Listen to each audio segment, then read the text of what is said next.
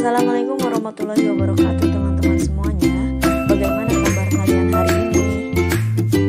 Kembali lagi dengan saya dan rekan-rekan saya yaitu Dede Anggi dan Apina. Kami dari Perbankan Syariah 5 Karyawan akan memaparkan materi aspek manajemen dan organisasi pada mata kuliah Studi Kelayakan Bisnis atau dapat disingkat SKB. Mata kuliah ini diampu oleh Bapak Dosen Imam Putranto MH. Baik, kita langsung saja memaparkan materinya. Baik, pada poin A ini kita akan membahas pengertian aspek manajemen. Aspek manajemen dan organisasi merupakan aspek yang penting dianalisis untuk kelayakan suatu usaha. Karena walaupun suatu usaha telah dinyatakan layak untuk dilaksanakan tanpa didukung dengan cukup, manajemen dan organisasi yang baik bukan tidak mungkin atau akan mengalami kegagalan. Baik yang menyangkut masalah SDM maupun menyangkut rencana perusahaan secara keseluruhan haruslah disusun sesuai dengan tujuan perusahaan. Tujuan perusahaan akan lebih mudah tercapai jika memenuhi kaidah-kaidah atau tahapan dalam proses manajemen. Proses manajemen ataupun kaidah ini akan tergambar dari masing-masing fungsi yang ada dalam manajemen. Lalu adapun fungsi-fungsi manajemen tersebut dapat diuraikan sebagai berikut. Yang pertama adalah perencanaan atau planning. Perencanaan ialah proses menentukan arah yang akan ditempuh dan kegiatan-kegiatan yang diperlukan untuk mencapai tujuan yang telah ditetapkan.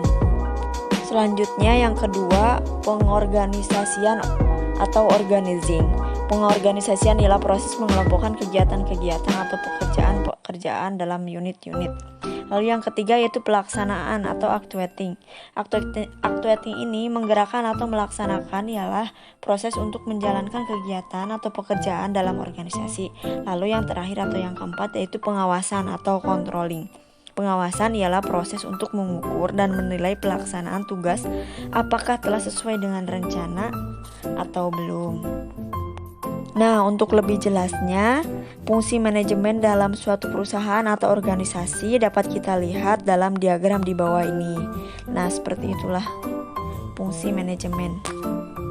Lalu poin B, manajemen pembangunan proyek. Manajemen proyek adalah sistem untuk merencanakan, melaksanakan, dan menguasai pembangunan proyek dengan efisien.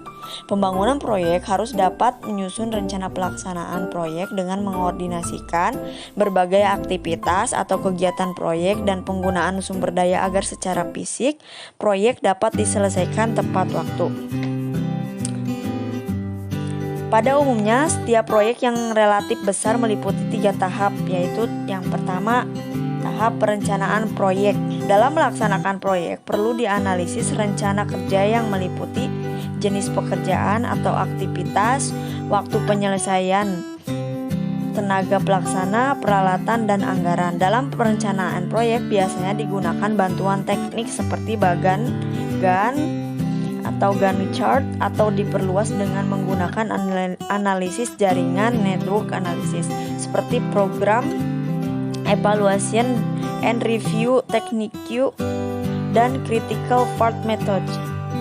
Dengan demikian, rencana proyek yang baik akan meliputi unsur-unsur berikut.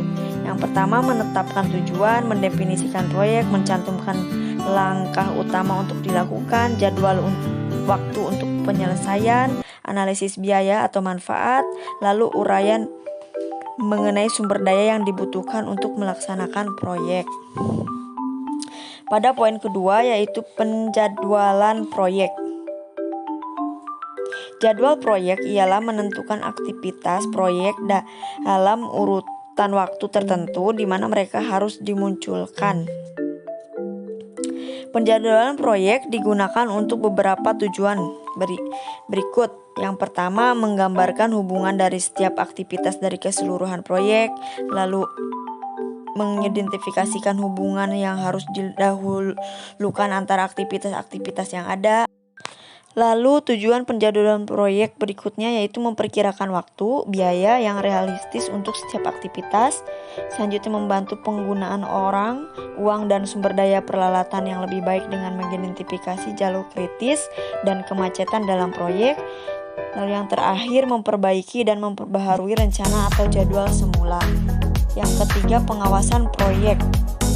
Pengawasan proyek yaitu mengawasi atau mengendalikan proyek merupakan hal penting untuk menjaga agar proyek selesai tepat dan waktunya. Mengawasi suatu proyek meliputi monitoring terhadap sumber daya, biaya, kualitas, dan anggaran. Selanjutnya poin C, manajemen sumber daya manusia. Perlu dianalisis ada kesiapan perusahaan yang berkaitan dengan manajemen sumber daya manusia mulai dari pengadaan sampai pada penempatannya di jabatan tertentu untuk menjalankan kegiatan perusahaan. Manajemen sumber daya manusia merupakan suatu konsep yang bertalian dengan kebijakan prosedur dan praktik bagaimana mengelola atau mengatur orang dalam perusahaan untuk mencapai tujuan yang ditetapkan. Manajemen sumber daya manusia dapat dijabarkan dalam fungsi manajerial yang meliputi perencanaan, pengorganisasian, pengarahan, dan pengawasan, dan fungsi operatif yang meliputi pengadaan, kompensasi, pengembangan, integrasi, pemeliharaan, dan pemutusan hubungan kerja. Yang pertama, analisis jabatan. Analisis jabatan dapat diartikan suatu proses yang sistematis untuk mengumpulkan, menganalisis, dan menyintesiskan data jabatan. Selanjutnya, perencanaan sumber daya manusia. Setelah melakukan perkiraan terhadap jumlah barang atau jasa yang akan dihasilkan, selanjutnya perkiraan ini diubah ke dalam jumlah orang yang dibutuhkan untuk mengerjakan atau melaksanakan aktivitas tersebut. Untuk level manajerial, biasanya jumlah pegawai didasarkan pada jumlah jabatan yang tersedia dalam struktur organisasi perusahaan. Jika jabatan manajerial mulai dari supervisor sampai ke direksi sebanyak 12 jabatan, maka pejabat yang diperlukan juga sebanyak 12 orang. Adapun untuk jabatan operasional atau pelaksanaan bisa didasarkan pada beban pekerjaannya. Selanjutnya, pengadaan tenaga kerja. Setelah struktur organisasi terbentuk, uraian jabatan dan persyaratan jabatan tersedia, serta jumlah sumber daya manusia telah direncanakan, maka langkah selanjutnya adalah mencari tenaga kerja untuk mengisi jabatan yang tersedia sesuai dengan rencana atau kebutuhan perusahaan. Lalu kompensasi. Kompensasi adalah penghargaan atau imbalan yang diterima para tenaga kerja atau karyawan atau kontribusinya dalam mewujudkan tujuan. Poin selanjutnya, pengembangan. Tujuan pengembangan karir adalah untuk membantu karyawan menganalisis kemampuan dan minat mereka untuk menyesuaikan kegiatan mereka untuk tumbuh dan berkembang bersama dengan kebutuhan organisasi. Lalu poin selanjutnya yaitu integrasi. Integrasi merupakan fungsi operatif dari manajemen sumber daya manusia yang berkaitan dengan penyesuaian kegiatan karyawan dengan organisasi. Lalu pemeliharaan. Manfaat yang diperoleh perusahaan dari lingkungan kerja yang aman dan sehat sebagai berikut, yaitu yang pertama, meningkatkan produktivitas karena menurunnya jumlah hari kerja yang hilang. Lalu yang kedua, meningkatnya efisiensi dan kualitas kerja. Lalu yang ketiga, menurunnya biaya-biaya kesehatan dan asuransi. Lalu yang keempat, fleksibilitas dan adaptabilitas yang lebih besar. Selanjutnya poin terakhir yaitu untuk pemutusan hubungan kerja.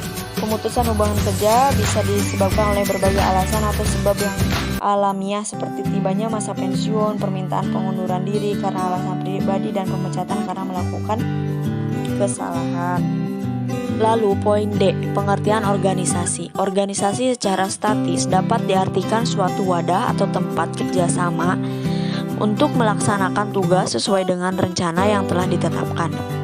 Selanjutnya, organisasi secara dinamis diartikan sebagai suatu proses kerjasama antara dua orang atau lebih dalam mencapai tujuan yang telah ditetapkan. Selanjutnya, organisasi formal menurut klasik adalah sistem kegiatan yang terkoordinasi dari sekelompok orang yang bekerja sama untuk mencapai tujuan di bawah kekuasaan dan kepemimpinan. Organisasi formal ini merupakan organisasi yang dengan sengaja direncanakan dan strukturnya dengan secara tegas disusun. Desain struktur organisasi formal.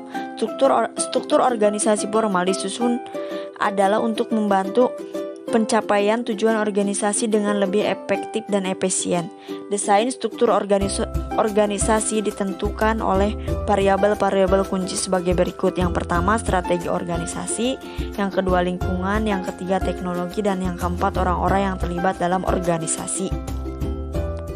Selanjutnya, proses desain organisasi, lalu elemen-elemen umum dalam organisasi, struktur sederhana, birokrasi mesin, birokrasi profesional, struktur divisional, lalu yang terakhir adhokrasi. Lalu selanjutnya ada contoh perancangan struktur organisasi. Pada PT Jari merencanakan investasi di bidang peralatan kesehatan di Kemire dengan total investasi yaitu 17 miliar rupiah dengan harapan menguntungkan dan tetap bertahan dalam jangka panjang. Untuk itu perlu dilakukan analisis mengenai aspek manajemen dan organisasi. Titik tolak analisis aspek manajemen dan organisasi untuk PT Jari antara lain perancangan struktur organisasi. Untuk mendapatkan hasil rancangan struktur organisasi yang baik, perlu ditempuh langkah-langkah sebagai berikut. Yang pertama itu langkah pertama, mempertimbangkan rencana-rencana dan tujuan-tujuan yang ingin dicapai. Untuk itu perlu menentukan visi, misi, dan tujuan perusahaan. Lalu langkah kedua yaitu menentukan aktivitas-aktivitas yang diperlukan untuk mencapai tujuan.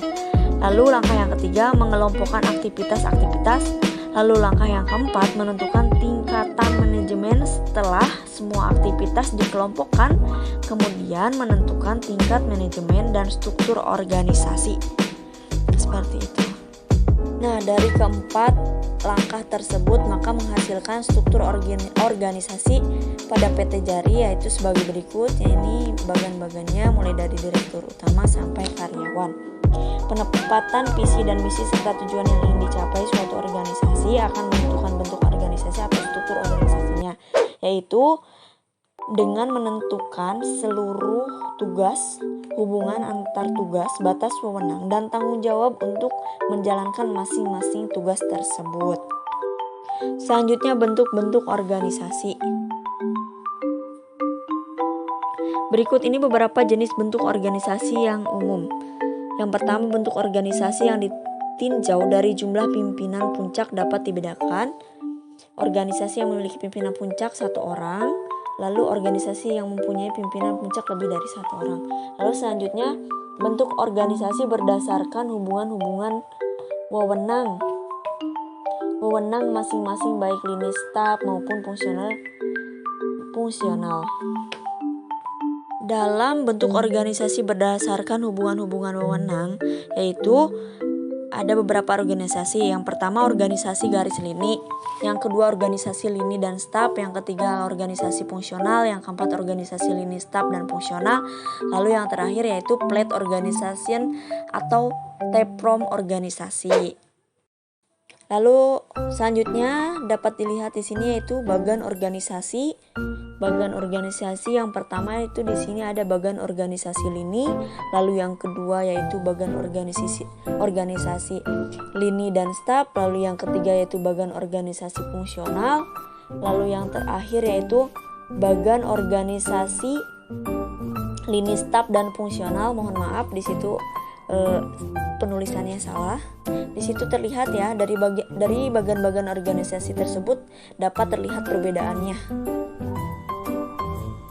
Sekian pemaparan materi dari kelompok kami. Mohon maaf apabila ada salah-salah kata ataupun dalam pemaparan kurang paham di teman-teman. Sekian, wassalamualaikum warahmatullahi wabarakatuh. Kau injaki harga diri, ku tak sempurna.